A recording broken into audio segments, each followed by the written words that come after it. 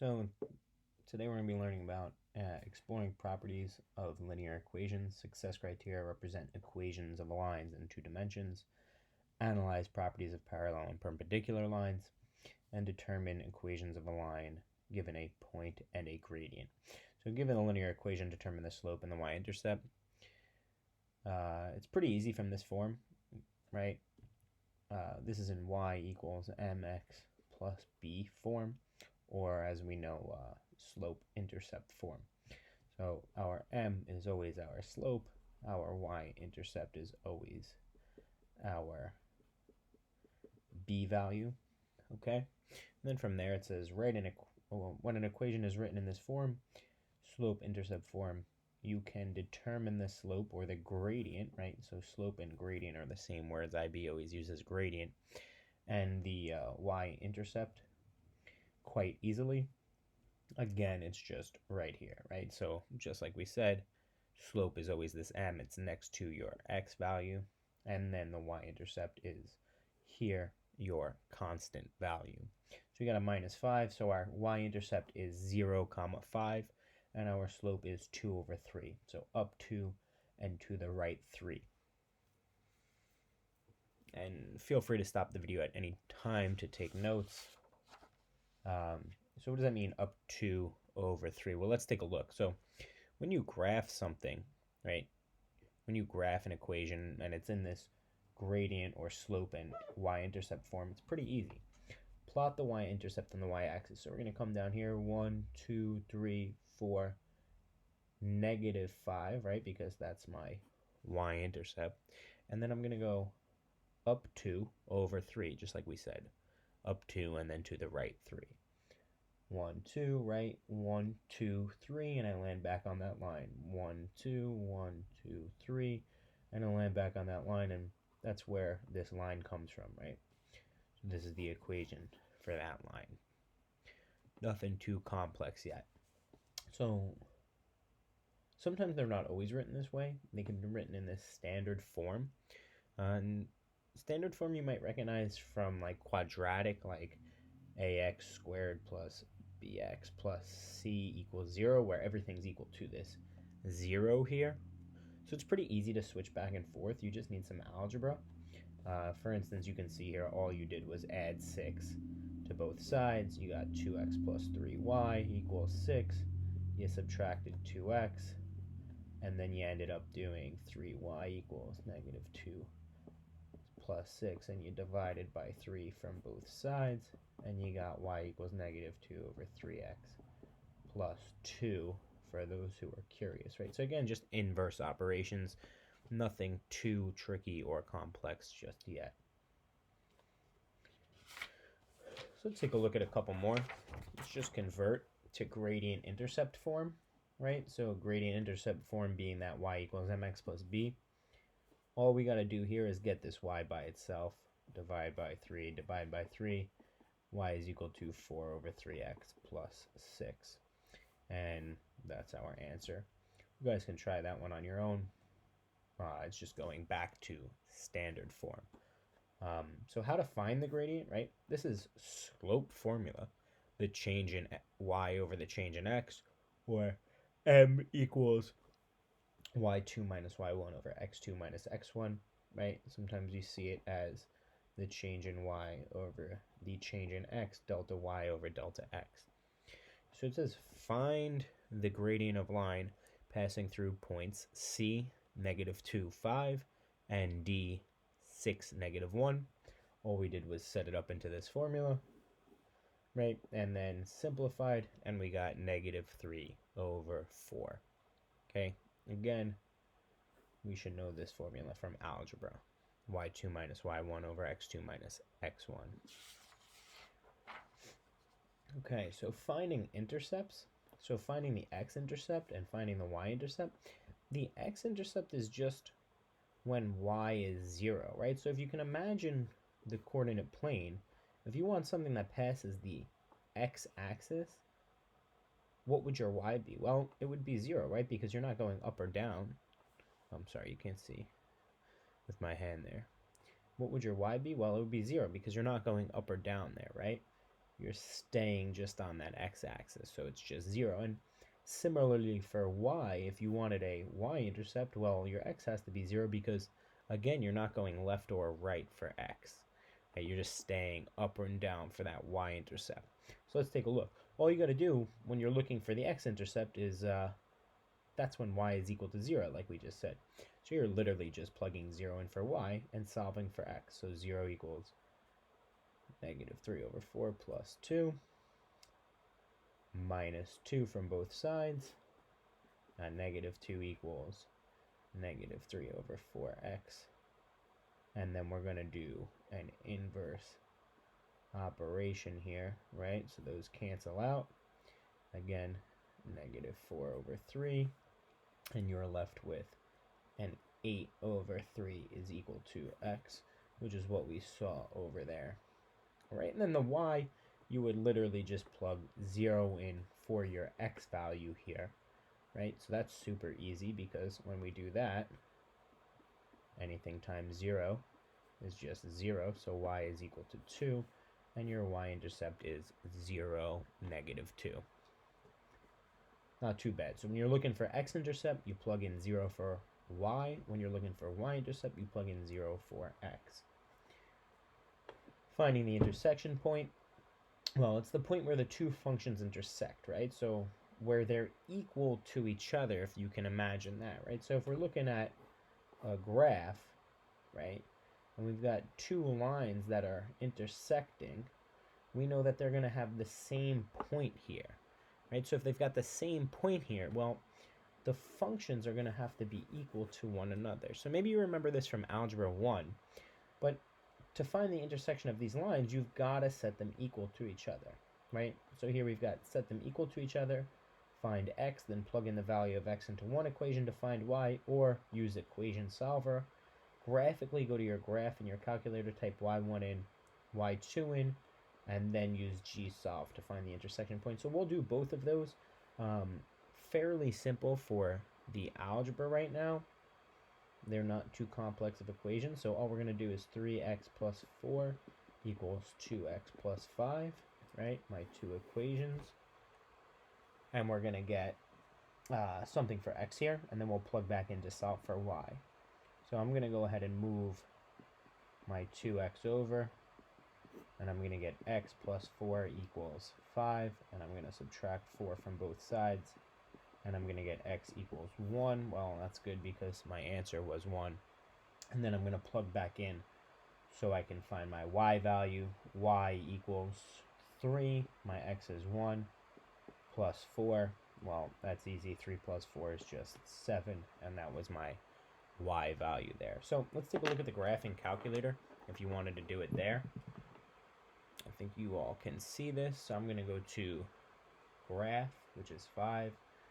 Delete whatever's in there. Y was equal to 3x plus 4.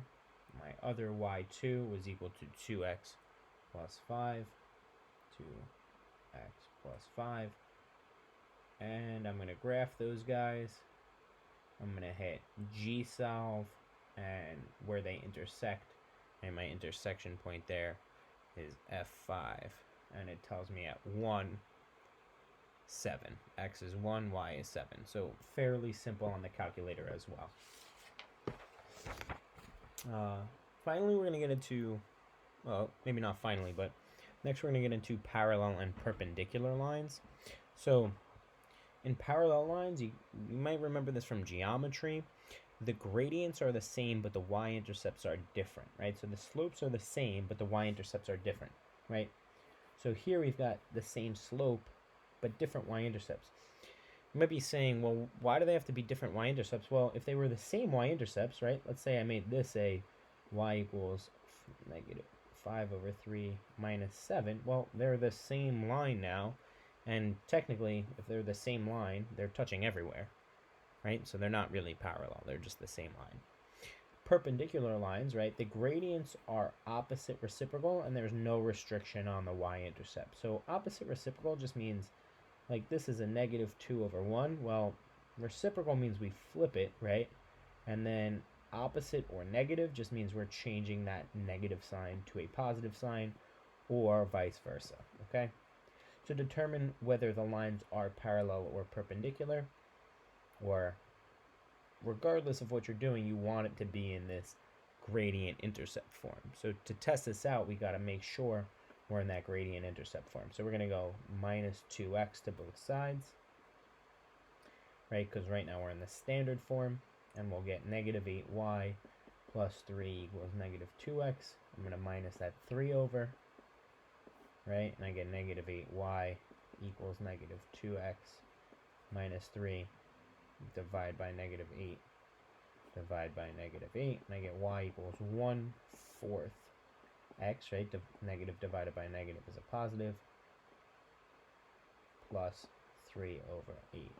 Now it says, of course, you need to get each line into slope-intercept form before you can do anything. That way you can see the slope and the gradient of each line, and also the y-intercept, right? So now we're looking at these two equations. Do these look parallel? Well, according to our information up here, they're not, because they're not the same.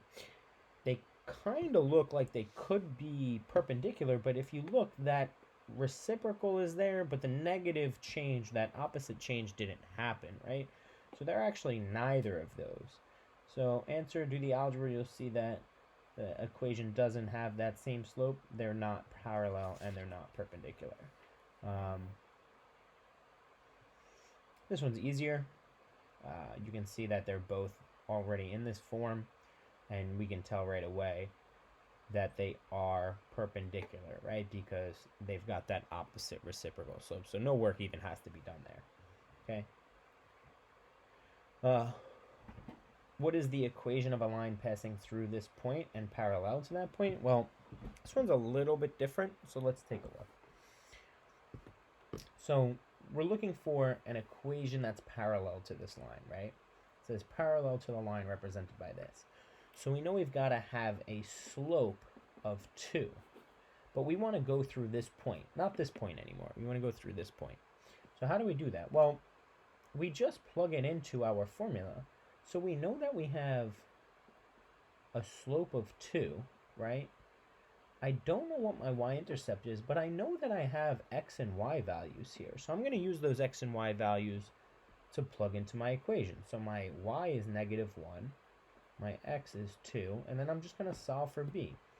So when you do that, you end up with negative 5. So your formula for your new line is 2x minus 5, okay?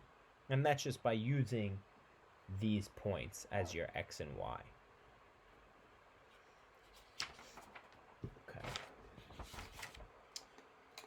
All right, and the same idea goes for something that's perpendicular. You're just going to use those points, x comma y, to plug in there. Okay, x comma y. Let me make that a little bit darker for you guys to see. You should be able to see better now. Okay, x comma y. So you all have these notes. We've already posted the link to these notes, so you've got all these printed out. The last question here is an IB question. Let me try to zoom in here. Okay.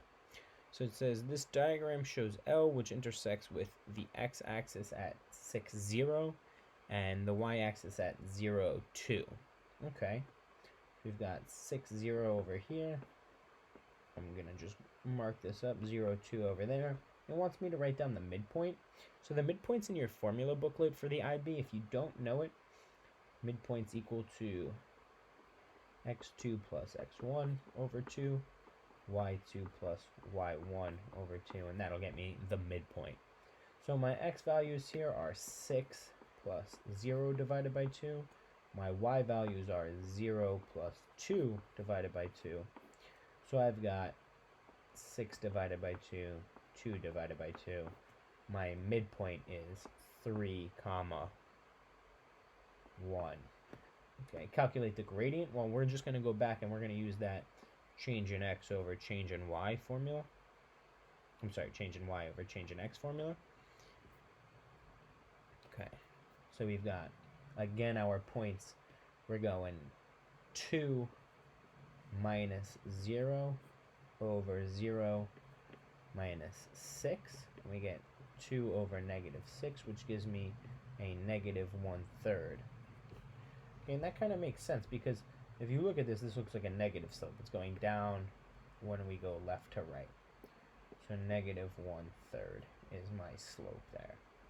So we want this line L, which is parallel, L2, which is parallel to my first line, L1, and passes through this point. So we're going to do that thing again where we use these as our x and y value. So I know that I want it to be parallel, so I got to have the same slope as that guy, right? So I'm going to go y equals negative 1/3 x plus b. I don't know what my b is, but I know my y could be 2, right? And I know an x value is 3. That's on that line. And I'll just solve. Negative 1/3 times 3 gives me negative 1 plus b equals 2. And I'm going to add that 1 to both sides. And I've got 3 equals b. Find this. Well, you want it in y equals mx plus c form. We just got that. Y equals, my slope is negative 1/3 x plus 3. And we are done. So if you have the sheet, it also gives you the solution guide and then a question that you have to submit on Google Classroom for your attendance. So good first video. Good luck, and hope to hear from you soon.